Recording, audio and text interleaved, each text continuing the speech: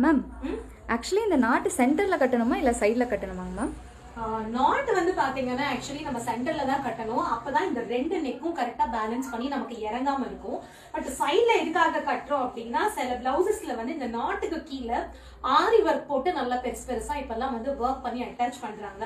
அந்த மாதிரி பண்ணும்போது நம்ம சென்டர்ல வந்து ஜடெல்லாம் போடுறோம். மோஸ்ட்லி பிரைடுக்கு ஜவுடி எல்லாம் வச்சு ஜடை போடுறோம், இல்ல ஏதாவது ஜடை போடுறோம்னா இந்த பீடு போயிட்டு அந்த ஹேர் எல்லாம் இழுத்துக்கிட்டே இருக்கும். ஸோ அது டிஸ்டர்ப் பண்ணக்கூடாது அப்படிங்கிறதுக்காக தான் இந்த நாட்டை வந்து சைட்ல போடுறோம். மற்றபடி கீழே வந்து இந்த மாதிரி பேட்ச்ல வந்து டிசைன் பண்ணியிருக்காங்க, பிளெயினா இருக்கு, இல்ல ஹேர் ஷார்ட்டா இருக்குன்னா தாராளமா நடுவுலயே நம்ம வந்து கட்டலாம்.